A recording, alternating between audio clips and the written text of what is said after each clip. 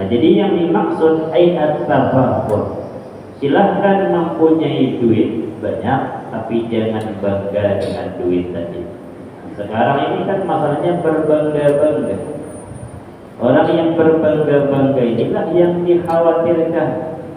Orang yang berbangga-bangga inilah yang disinggung oleh Allah Subhanahu wa Ta'ala. Kalau duitnya banyak sedangkan dia tidak bangga, dia paham itu datang daripada Allah. Allah menitipkan kepadanya, kemudian disuruh lagi untuk menggunakan di jalan Allah, maka digunakan pada jalan Allah. Tidak masalah yang model seperti ini. Banyak nabi yang sugi-sugi. Nabi Sulaiman sugi, Nabi Ibrahim sugi. Jadi ada yang sugi, Nabi saja sugi. Berarti apakah Nabi ini terkena sindiran seperti ini? Ya tidak, beda. Sugihnya Nabi dengan sugihnya kita. Kadang-kadang orang sugih itu ayat tafakhur, bangga dia dengan hartanya. Jangan sampai kalian itu dilalaikan, kata Allah, disibukkan daripada perbuat taat kepada Allah, at-takasur, berbangga, bil amwal, baik dengan harta, wal aulad, anak-anak, wal rijal, keluarga besar. Orang itu kadang-kadang bangga dengan harta, rata-rata kebanyakan. Jangan sampai harta membuat kita lalai. Bangga dengan harta membuat lalai daripada beramal ibadah. Aulad, anak-anak, anak itu bisa dibanggakan.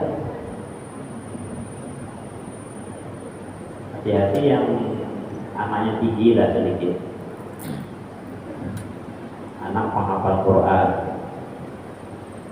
anak S3, dosa santai saja, jangan dibanggakan. Ada kadang-kadang orang membanggakan anak. Alhamdulillah lah, walaupun bukan alhamdulillah tadi bangga dia. Alhamdulillah lah, anakku itu pintar. Itu salah disebut pintar. Alhamdulillah kalau pintar rezeki daripada Allah. Jangan, tidak usah dibanggakan. Pintar dia. Beberapa tahun cuma selesai kuliah. Dia rencananya nih mau S2. Ternyata belum lagi S2, anaknya yang berubah. Anaknya jadi nakal, malah minta kawin anaknya. Akhirnya tidak jadi dibanggakan, malu sendiri jadinya. Tidak usah dibanggakan. Aulad, anak banyak itu tidak usah dibanggakan. Kadang-kadang kan kita sering seperti itu. Berapa orang anak? Alhamdulillah adalah 3. Berapa orang anak? Alhamdulillah ada diberikan oleh Allah 5. Cukup dijawab seperti itu. Di mana sekarang yang paling tua? Apa pekerjaannya? Di mana kuliah? Apa tisal terakhir? Alhamdulillah diberikan Allah bagus. Tidak usah dibanggakan. Kadang-kadang orang mancing-mancing. Akhirnya terpancing jadinya, merasa yang ketiga itu dokter, ini di rumah sakit, ini pegawai negeri. Belum tentu yang model-model seperti itu kadang-kadang membawa keberuntungan kita untuk di akhirat. Anak-anak yang dibanggakan tersebut ialah anak-anak yang bisa menguntungkan kita untuk kehidupan selanjutnya. Banyak kadang-kadang anak-anak yang ketika kita meninggal malah tidak bisa mandikan orang tuanya mati. Nyesek seperti apa? Pas orang tuanya meninggal sibuk cari Pak Kaum. Mana Pak Kaum? Lagi di pasar.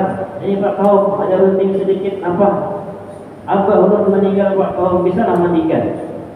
Berapa orang anak presiden itu? Ada 5, berapa orang laki-lakinya? Ada 3. Kada bisa laki-laki yang cuma mandikan orang tua. Malu sendiri, walaupun S2, S3. Tapi dia bisa mandikan orang tua. Yang satu tidak bisa mengimami. Nah ini kacau. Ini tidak ada kebanggaan sama sekali anak-anak yang seperti ini. Silahkan kuliahkan, silahkan diumumkan. Bukan di agama, tapi yang pokok-pokok itu diajari. suruh belajar mandikan mayit, bukan mandikan orang. Untuk kita nanti lebih baik anak memandikan dibanding kau. Anak itu lebih sayang kepada kita ketika dia mengusut, menyentuh, melap, itu beda dengan kau. Lantak kau lah, kata kau, yang penting ku siram selesai, dapat duit amplop selesai. Jika kau anak tidak seperti itu dia. Bah, ya nambah dulu aku yang dimulai, nah sekarang aku boleh. Nah seperti itu beda. Kalau kau selesai, siram-siram sedikit sudah. Belum meninggal, baru sakit, sibuk nyari orang baca Yasin. Dia kemana? Praktek dokter. Yang satu pegawai tidak bisa ditinggalkan ini. Yang membuat nyekolahkan sampai pegawai itu siapa? Yang membiayai? Orang tua juga ujung-ujungnya. Tapi kadang-kadang kita lalai di situ. Jadi yang dibanggakan itu yang bisa membawa sampai ke akhirat. Bukan hanya sekadar di dunia, malah habis meninggal kita dia berebut harta warisan malah. Kita yang susah dikubur, dia senang di dunia. Tambah susah, tambah dia berebut, tambah susah kita dikubur. Nah, jadi jangan sampai kita berbangga-bangga dengan demikian. Warijal, keluarga besar, kadang-kadang keluarga besar ini sering diucapkan di pengantin-pengantin. Alhamdulillah kami di keluarga besar. Sekarang masih ada di perjalanan. Yang dari Malaysia ada. Tidak usah disebut itu sudah. Tidak usah. Intinya kalau di pengantin penyerahan penerimaan 5 menit cukup. Panjang-panjang orang tidak mendengarkan juga. Orang sibuk makan. Sibuk makan. Sudah kita tes sudah. Kita mulai assalamualaikum. Yang paling mendengarkan itu keluar sebelahnya mempelainya, mempelai sebelah mempelai wanita kalau penyerahan kita. Laki-laki kan diserahkan, perempuan nerima. Yang lain itu sibuk makan cuma. Di 10 menit bicara orang tidak mendengar juga. Orang sibuk makan. Nah, hatta zurtumul maqabir. Jangan sampai kalian itu dilalaikan oleh berbangga-bangga dengan harta anak-anak dan keluarga besar. Hatta zurtumul maqabir, sampai kalian masuk dalam kubur. Dah dalam kubur baru ingat, baru sadar. An-nasu niyamun fa idza matu intabahu. Kata Rasulullah, manusia ini tidur, kalau sudah mati baru sadar. Oh, rupanya ada siksa kubur. Jadi selama di dunia bagaimana? Tidak tahu ada siksa kubur. Oh, banyak kawan di sebelah senang dapat kenikmatan kubur. Nah, sebelum sadarnya di akhirat, sebelum sadarnya di dalam kubur, di dunia dibangun sudah. Tidak lama lagi meninggal. Berapa umur sekarang? Umur 40. Kalau ikut Nabi berarti 50, 63, 23 tahun. Kalau ikut Nabi 23 tahun berarti 4 periode pemilihan pencoblosan presiden. Dan itu patokannya berarti. Kalau ikut Nabi, tapi rata-rata malah sekarang ini banyak yang 50-an meninggal. 60 meninggal. Pengasuh pondok pesantren Darul Rahman di Madura meninggal. Santai yang sah 48 meninggal. Yang di pada 46 istrinya Haji Effendi MC 44, 42, 44 meninggal. Cari yang 70 jarang, 50-an meninggal. Berarti kalau 40 tinggal 2 periode itu 10 presiden saja lagi. Kalau kadang-kadang orang itu lewat 77-an, itu malah memanjang ke atas dia. Becek, ada berapa umurnya? Umur 77 katanya. Nah itu bisa manjang ya, bisa ke 90, 80 lebih. Tapi kalau masih belum sampai ke 70, itu khawatir. Khawatir. Tapi kalau sudah sampai 77-an, 76, 77 lah, itu sampai memanjang kadang-kadang.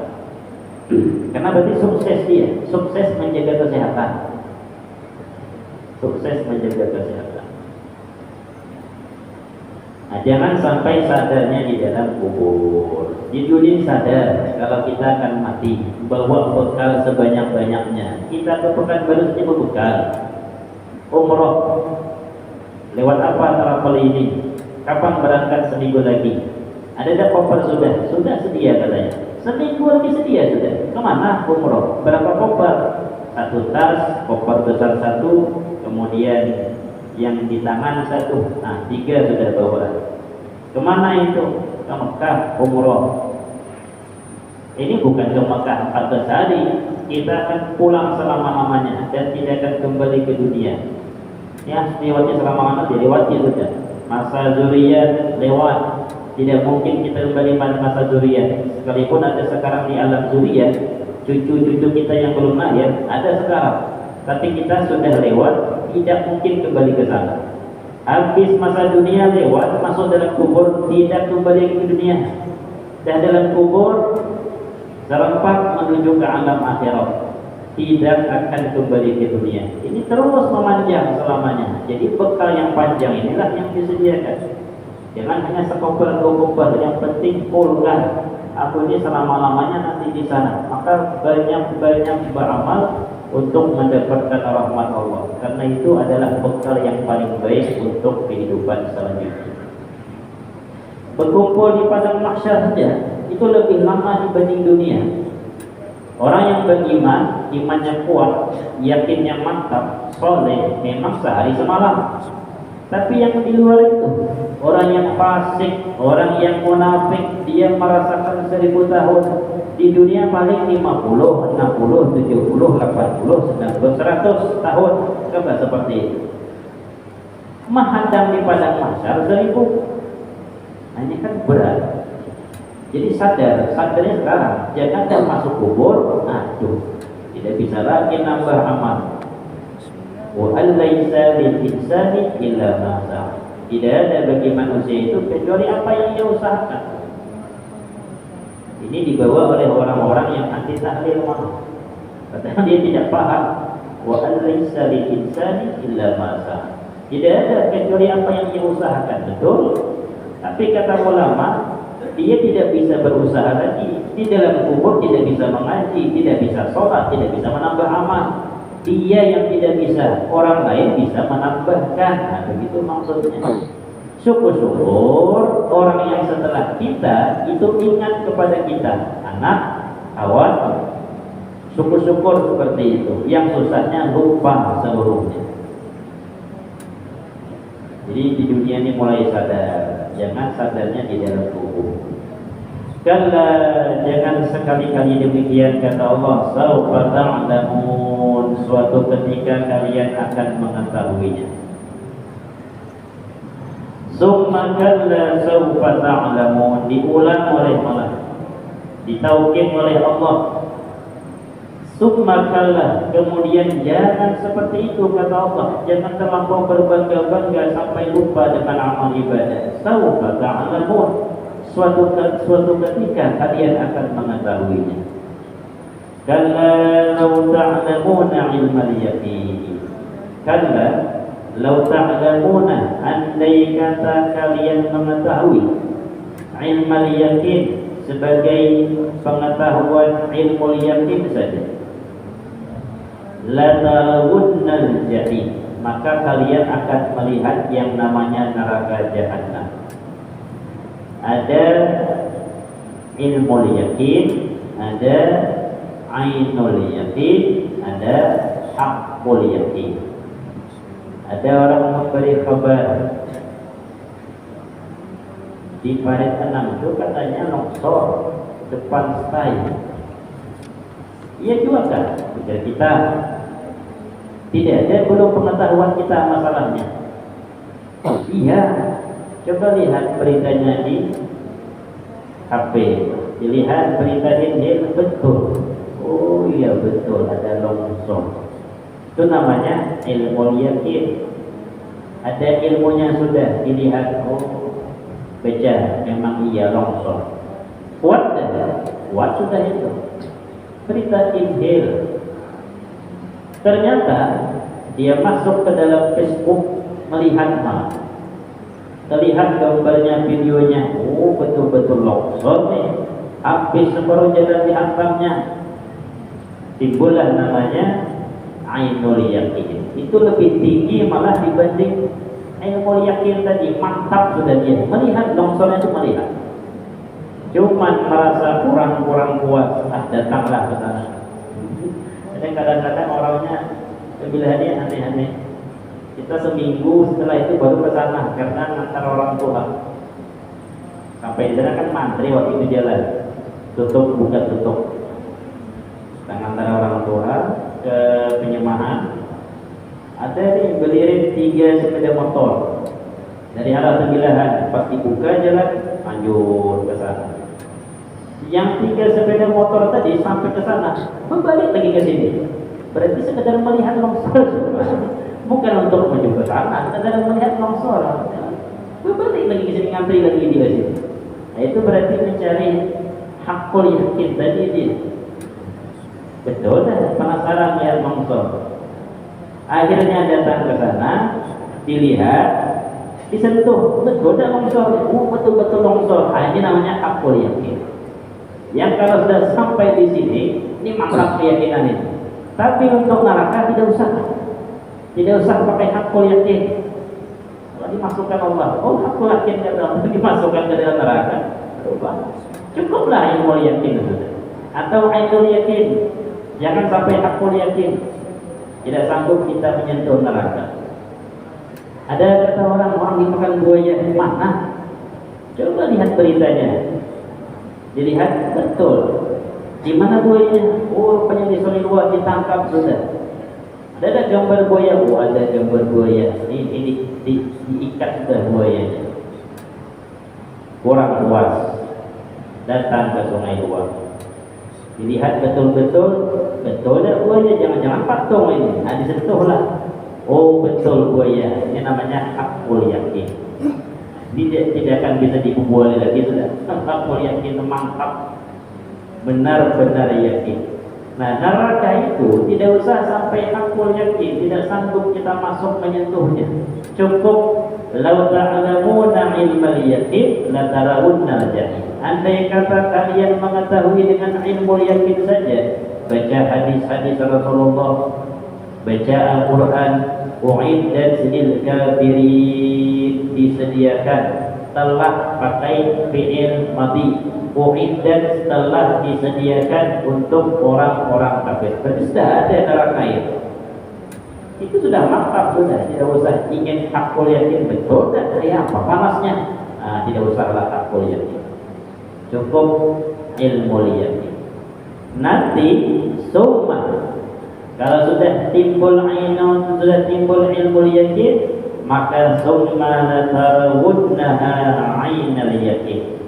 Kemudian kata Allah, nanti di akhirat kalian yang sibuk dengan hidup di dunia ini, lupa beramal ibadah, sibuk mengumpulkan harta, berbangga-bangga dengan harta dan selain itu, summa latarawunnaha ainal yakin. Kalian nanti akan melihat dengan ainul yakin.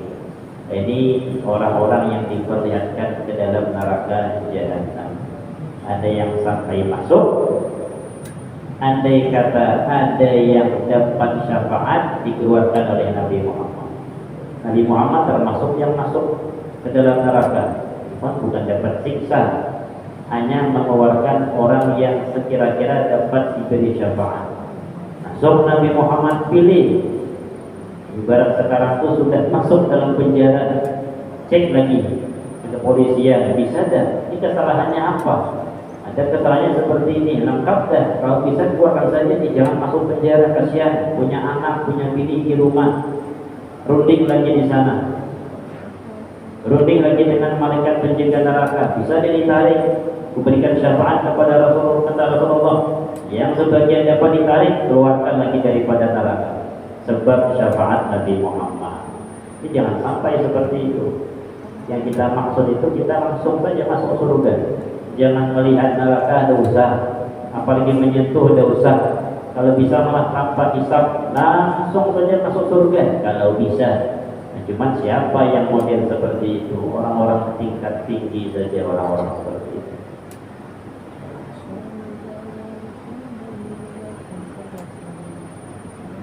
Summa latus'alunna yawma idzin 'anil na'im.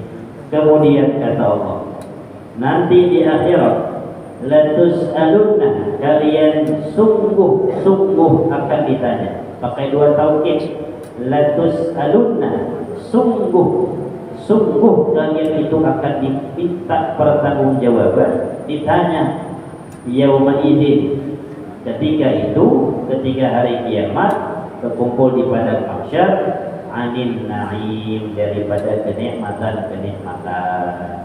Ai ma yaltazzu bihi fid dunya, apa-apa yang ia merasa lezat di alam dunia, itu yang ditanya. Maka jangan heran jika anda kata ada orang alim, arif, wali, sugih, ini tidak akan ditanya nanti. Kenapa tidak ditanya? Dia tidak merasa lezat dengan adanya harta. Di situ bedanya. Jadi yang dimaksud yauma idzin 'anil na'im akan ditanya ketika itu di padang mahsyar daripada kenikmatan di dunia, itu kenikmatan yang kita rasakan nikmat. Kalau tidak merasa nikmat, tidak ditanya oleh Allah. Mana contoh orang sakit minum es, nikmat apa tidak? Tidak nikmat, tidak ditanya oleh Allah itu. Dipaksa tidak mau malah. Ini katanya anaknya, "Mbah, minum nih es lilin." Kata abahnya itu sakit gigi, minum, kata anaknya. Karena anak iyalah minum, pasti minum, nyingir gigi. Tidak ditanya oleh Allah. Tapi ketika orang yang betul-betul haus, hari panas, jangankan yang seperti air biasa, teh es yang diambil malah, teh poci, merasa lezat minum teh, itu ditanya oleh Allah. Selesai ditanya. Apalagi yang seperti ini nih, istana, selesai ditanya. Ada seorang murid datang ke tuan guru tapi wali Allah. Tuan gurunya dikawal malah, muridnya datang, dihadang-hadang, ada guru rupanya lagi mengajar, kata padamnya di dalam rumah. Rupanya murid yang masuk ke dalam rumah tadi terkejut, mewahnya rumah tuan guru. Banyak rumah tuan guru yang mewahnya rumah tuan guru. Bedanya tuan guru dengan kita, bedanya di niat. Kadang-kadang tuan-tuan guru itu mewah, dia ingin menyombongi orang-orang yang sombong, yang tidak paham ilmu agama. Kadang-kadang sekarang ini penyakitnya, apa kalau di pondok pesantren, ya satu-satu miskin hidupnya, wah tambah malas orang belajar di pondok pesantren. Jadi seperti itulah harus dinaikkan derajat sedikit. Orang belajar ilmu agama, dia juga miskin. Cuma kadang-kadang sengaja ada yang tidak mau menampakkan kekayaan. Cuma ada sebagian ulama yang menampakkan kekayaan karena diberikan oleh Allah, dan itu tidak masuk ke dalam hati, tidak dirasakan lezat, sehingga itu hanya sekadarnya saja menyombongi orang-orang yang tidak paham ilmu agama, tapi sombong dengan kekayaannya. Aku inilah yang paham ilmu agama pun bisa sugih, ya begitulah maksudnya. Jadi jangan dianggap orang yang belajar ilmu agama itu miskin, bisa sugih, ini buktinya sugih.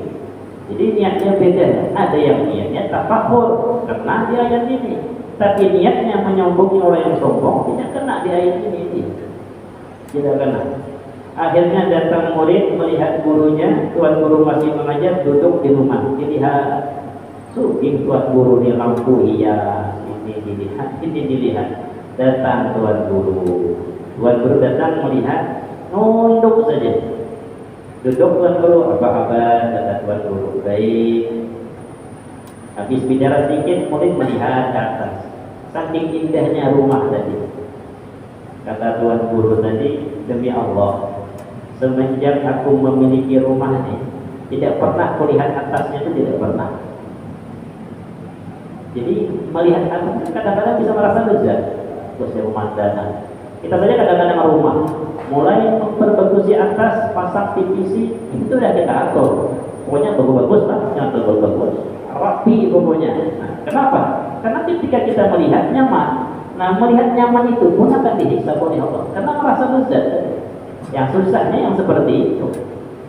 Jadi perlu latihan juga. Kata tuan guru tadi, semenjak aku punya rumah ini, tidak pernah kulihat bagian atas. Dan Dan andai kata sekarang rumah ini hilang, terbakar dan sebagainya, dianggap aku tidak peduli, kata beliau. Nah, inilah yang merasa tidak masuk dalam hati itu. Jadi sekalipun rumahnya mewah, itu tidak dihisap. Kenapa? Tidak merasa lezat dengan itu.